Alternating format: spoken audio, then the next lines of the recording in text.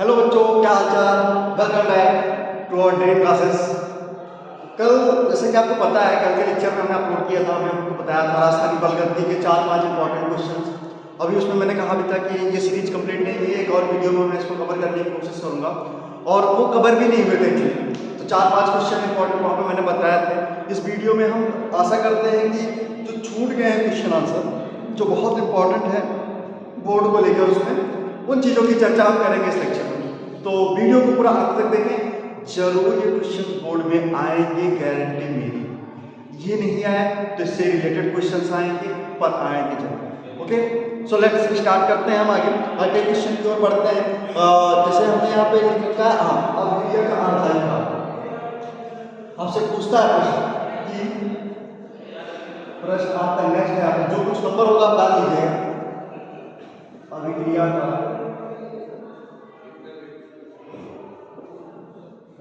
अर्धायुकाल क्या है? अभिक्रिया का अर्धायुकाल क्या है? अच्छा, अर्ध आयु का मतलब होता है आधी उम्र। पहले पढ़ा है ना, अर्ध आयु। अर्ध आयु का मतलब होता है आधी उम्र, और अर्ध आयु काल का मतलब होता है आधे समय की लाइफ स्पैन। जैसे मान लो एक इंसान है, तुम ही लोग हो ऐसे छोटे तो ऐसे, ठीक है। ये मान लो कोई इंसान है, इसको टोटल 100 साल जीना है। कितने साल जीना है? 100 साल इसको जीना है। आया क्या हो, इसका आधे साल क्या हो गया, आधा लाइफ क्या होगी, तो आपका होगा 50 साल।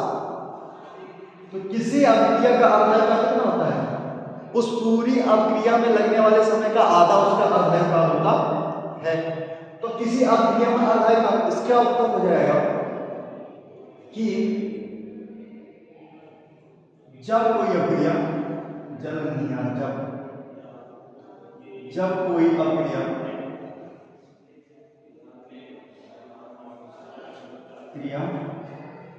कितने समय में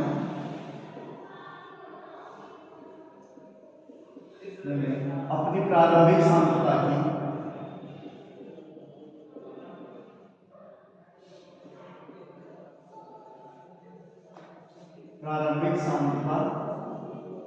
की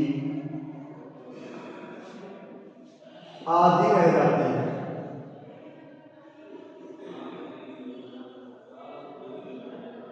आधी रह जाती है, उसे उस अभिक्रिया का उस समय को लिखते ज्यादा बेटर रहेगा। उस समय को उस अभिक्रिया का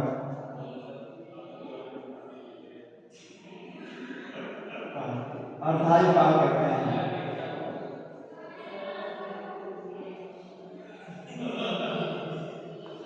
कहते हैं। इसे तुम लोग को मिटा दो ना, इसको मिटा दें। इसे टी हाफ से प्रदर्शित करते हैं।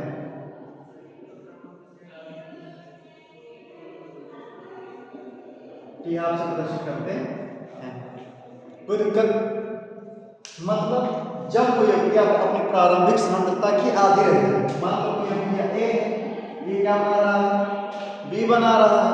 जिस समय मान लो 5 मिनट में ये भी 50% हो गई, तो ये भी कितना ही होगा, 50%। और इसको 50% प्रारंभिक सांद्रता 100% रहेगी, बाद में कितनी होगी, 50-50%। तो 100 से 50% होने में जितना टाइम लगा, मान लो टी हाफ टाइम लगा, तो टी हाफ ही अभिक्रिया का अर्धायुकाल कहलाता है। तो कह सकते हैं कि जब कोई अभिक्रिया जितने समय में अपनी प्रारंभिक सांद्रता की आधी रह जाती है, वही उस अभिक्रिया का अर्धायुकाल कहलाता है। बातें क्लियर है? कोई समस्या? भूलेंगे? Very good. फिर हम आगे बढ़ते हैं, इसको मिटा के आगे बढ़ते हैं। स्क्रीनशॉट मार दें, अगर मिटा दे तो ये हो गया। नेक्स्ट आप नेक्स्ट क्वेश्चन बनाते हैं, 2-3 क्वेश्चन और हैं, उसको कवर करने की कोशिश करते हैं। आपसे पूछ सकता है कि शून्य कोटि की अभिक्रिया क्या है तथा इसके लिए वेग स्थिरांक का व्यंजक प्राप्त करो। कई दफा पूछा गया है, इस बार भी पूछे जाने के भरपूर चांसेस हैं, तो वो आप ध्यान देंगे। प्रश्न अपना नेक्स्ट आता है, शून्य कोट की अभिक्रिया क्या है?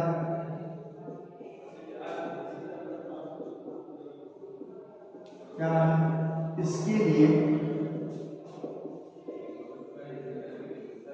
वेग स्थिरांक का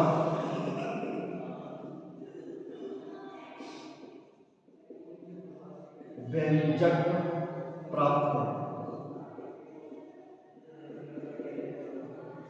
शून्य कोटि की अभिक्रिया क्या है तथा इसके लिए वेग स्थिरांक का व्यंजक प्राप्त करो। Next question. अच्छा, मैंने अभिक्रिया की कोटि बताई थी, आपको याद है? मैंने उसमें आपसे चर्चा भी की थी। अभिक्रिया की कोटि वह होती है जिसमें क्या अभिक्रिया का अभिकारक का कोई मॉलिक्यूल अभिक्रिया के वेग को प्रभावित कर देता है। चाहे वो एक प्रभावित कर दे, दो भी हो सकते हैं, तीन भी हो सकते हैं। इसको देख के नहीं बता जा सकता, यह केवल प्रयोगों द्वारा ही निर्धारित की जा सकती है। बातें क्लियर थी? इतना मैंने उस दिन कल के लेक्चर में बताया था। आज हम इसी लेक्चर को और आगे बढ़ाते हैं और हम चर्चा करते हैं कि शून्य कोटि की प्रॉपर अभिक्रिया के लिए वेग स्थिरांक कहाँ से निकलेगा, उसका डेरिवेशन, उसका निगमन। बहुत इजी मेथड है, इससे इजी आप कुछ नहीं हो सकता। ठीक है, चलते हैं, बात करते हैं। सपोज एक हम रिएक्शन देखते हैं क्या होती है। मान लो कि हम सीधा व्यंजक लिखते हैं, ठीक है, दो भाग हमारे ताकि थोड़ा लंबा क्वेश्चन आ जाए आपको प्रॉपर वे में। माना कोई अभिक्रिया इस प्रकार है, उत्तर में माना कोई अभिक्रिया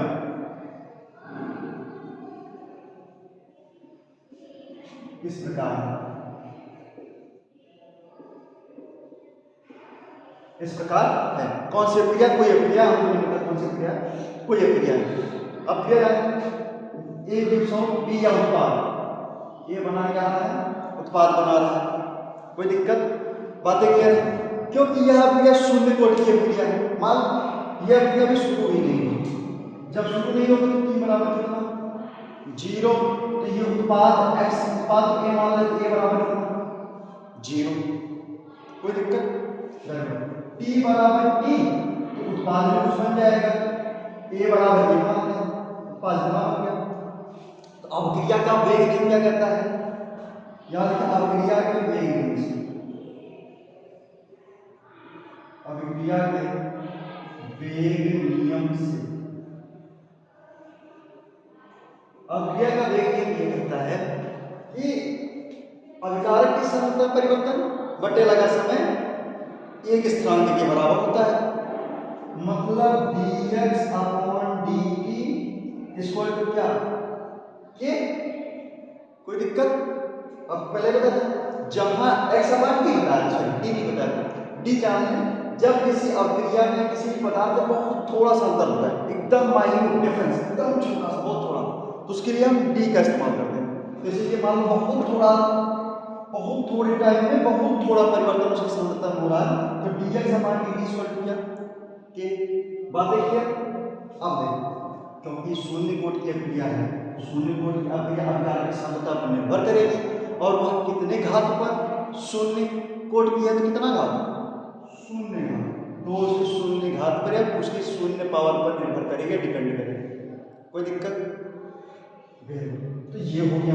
अब आप जानते हैं किसी की पावर 0 की वैल्यू क्या होती है? 1। तो लिख सकते हैं dx upon dt equal to क्या? के। एक आगे क्वेश्चन मतलब है इक्वेशन फर्स्ट। कोई दिक्कत? अब ये लिख सकते हैं समीकरण 1 का समाकलन करना।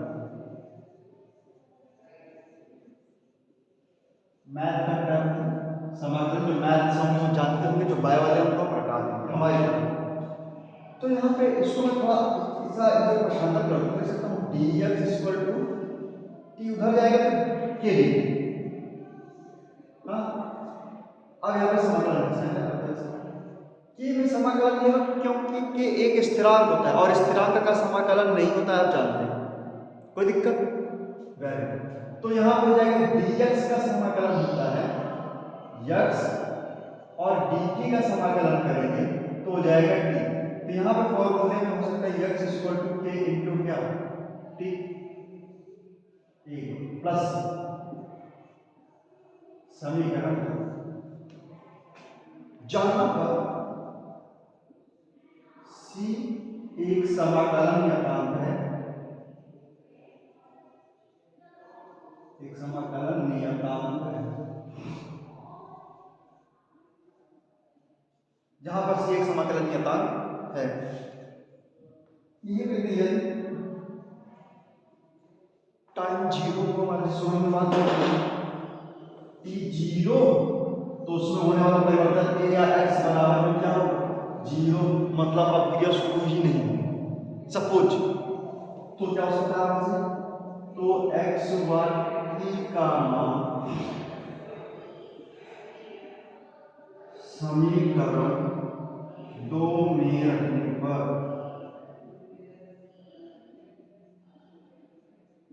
2 में रखने पर होगा क्या, x बराबर 0 बराबर a इंटू टी, टी की वैल्यू कितनी 0 प्लस 6 पर समीकरण हो गया। अब 0 किसी से भी गुणा कर दो तो 0 कर देगा सबको, तो ये 0 इक्वल टू ये भी 0 प्लस सी, या सी इक्वल टू क्या 0। अब यही पर सी का मान समीकरण 2 में यहां रखने पर, समीकरण 2 में रखने पर क्या होगा, यहां पर देखिए, तो जब c का मान समीकरण 2 में रखेंगे तो समीकरण 2 क्या है, x equal to A T plus C, x equal to A T plus C की वैल्यू 0 आ गई, 0, x इक्वल टू क्या ए टी या a equal to x upon t. ये रहा शून्य कोटि की अवक्रिया का वेग स्थिरांक। बातें समझ में आई। ये रहे आपके 5 नंबर, ये रहा शून्य कोटि की अवक्रिया का वेग स्थिरांक का निगमन, उसका डेरिवेशन, जो बोर्ड में बहुत बार पूछा गया, इस बार पूछे जाने के चांसेस हैं। इससे ज़्यादा इंपॉर्टेंट आएगा प्रथम कोटि की अवक्रिया का, उसकी भी चर्चा करते हैं। फिर से एक बार जान लें, ये मान लो कोई एक अवक्रिया है, एक बनाएगा उत्पाद t बराबर 0, t बराबर a हमारा क्या 0, t बराबर t, a बराबर a, उसका बहुत अच्छा। अब क्रिया का वेग क्या कहता है, x अपॉन t बराबर t। अब मान ले अब क्रिया बहुत सूक्ष्म परिवर्तन हो रहा है, dx upon dt equal to k into a की पावर a, सॉरी a की पावर 0। तो जहां कंसंट्रेशन a की पावर 0 है, तो जब किसी की पावर 0 तो उसकी वैल्यू कितनी 1, तो 1 से इस मल्टीप्लाई करेंगे तो यही होगा, तो dx अपॉन dt ये समीकरण 1। यहाँ समीकरण 1 का समाकलन करने पर मैथ का टर्म समाकलन आप जानते हैं, तो जाएगा समाकलन मतलब dx integration dx equal to k integration dt, जहां dx इक्वल टू x और dt इक्वल टू t हो जाएगा समाकलन करने पर, value dx equal to kt plus क्या c। ध्यान देना c जहां पर समाकलन नियतांक है, ये लिखा मैंने, जहां c समाकलन नियतांक है, यदि t equal to 0 x equal to 0 तो x बार t का मान समीकरण 2 में रखना, ये रहा समीकरण 2, वहां पे x और t का मान रखो तो c इक्वल टू 0, और 0 c का मान कहां रखो, कहां फिर से समीकरण 2 में रख दो, जो आएगा वही हमारा शून्य कोटि की अवक्रिया का वेग स्थिरांक का व्यंजक होगा। कोई दिक्कत, बातें क्लियर है? Thank you. उतार लिया आप, जल्दी से स्क्रीनशॉट लगाइए। चलिए हो गया। अब आपसे क्या पूछ सकता है कि शून्य कोटि की अवक्रिया और अर्धायुकाल में क्या संबंध है, ये आपसे चीजें पूछी जा सकती हैं, तो आइए बताते हैं, देखते हैं क्या संबंध है।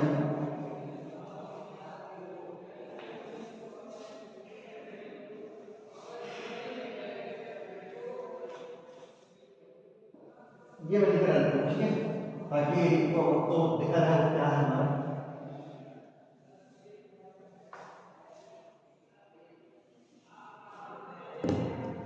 शून्य कोटि की अवक्रिया व अर्धायुकाल में संबंध।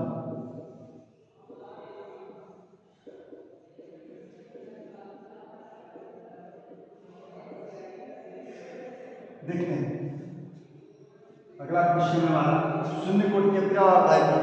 अर्धायुकाल का मतलब होता है टाइम आधा हो जाए, मतलब t इक्वल टू क्या t हाफ, जाहिर सी बात है, तो x इक्वल टू क्या हो जाएगा a बाई 2, भाई पूरी सांद्रता उसकी ए थी और ए का आधा करेंगे तो x की वैल्यू आ जाएगी। और प्रथम कोटि की अभिक्रिया हमारी थी क्या, k equal to x upon क्या t, ये शून्य कोटि की अभिक्रिया का वेग स्थिरांक था। तो यहाँ क्या करो, x और t का समीकरण एक बना लो उसको, x और t का मान समीकरण एक में रखें या शून्य कोटि के अभिक्रिया के वेग स्थिरांक में रखें चौक में रखने पर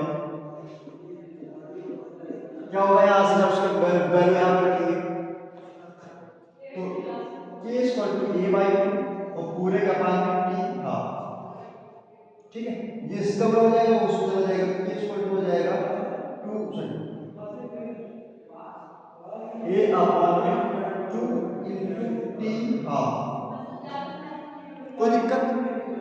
अब क्या हो सकता है, ध्यान दें t को हम यहाँ पर स्थानांतर करते हैं और k को यहाँ ला देंगे तो वो क्या जाएगा, t half equal to a upon 2 into k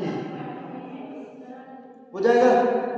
यहाँ लिख सकते हैं जहाँ k एक स्थिरांक है, जहाँ k एक स्थिरांक है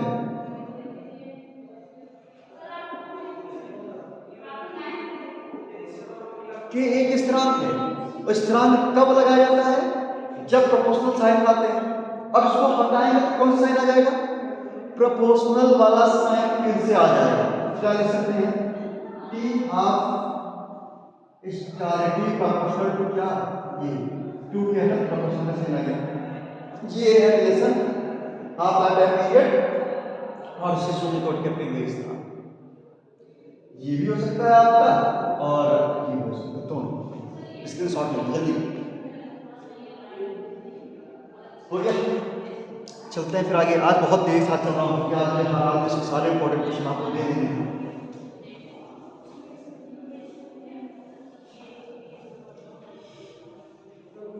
अभी इसमें कम से कम मेरे पास 4 क्वेश्चन हैं, 4 क्वेश्चन का आंसर मैं आपको दूंगा। नेक्स्ट आता है शून्य। अब शून्य कोटि खत्म तो अब प्रथम कोटि स्टार्ट हो जाएगी। तो अब पूछेगा आपसे प्रथम कोटि की अभिक्रिया के लिए वेग स्थिरांक का मात्रक क्या होगा। आइए प्रथम कोटि की अभिक्रिया के लिए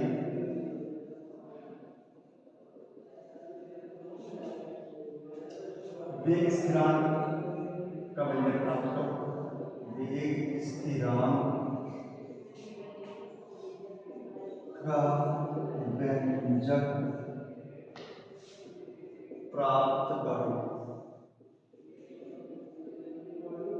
उत्तर देखिए बहुत ध्यान से, मैंने आपको पहले बता रहा, पेपर बहुत नजदीक है आपके, अगर आप नहीं कर पाओगे तो कुछ नहीं करोगे। ये 50 दिन है, खुद को जीरो, बस एकदम सब कुछ छोड़ छाड़ दो, केवल बोर्ड को ये मान लो कि हमको उसमें अच्छा टारगेट करना है। एक दिन में तुम 2 लेक्चर मेरा जा रहा है, दोनों लेक्चर अच्छे से देख रहे हो, या 2 दिन में 2 जा रहा है, 2 दिन में 2 जा रहा है और दोनों अच्छे से देख लो ना, तो मैं गारंटी लेता हूँ उसी में से 80 to 90 नंबर आराम से केमिस्ट्री में कहीं जाएंगे और मैं दिलवा दूँगा उसको। लेकिन मेहनत आपकी और हमारी दोनों तभी सफल होगी जब आप अच्छे से पढ़ेंगे, और नहीं पढ़ेंगे तो करने में क्या दिक्कत है।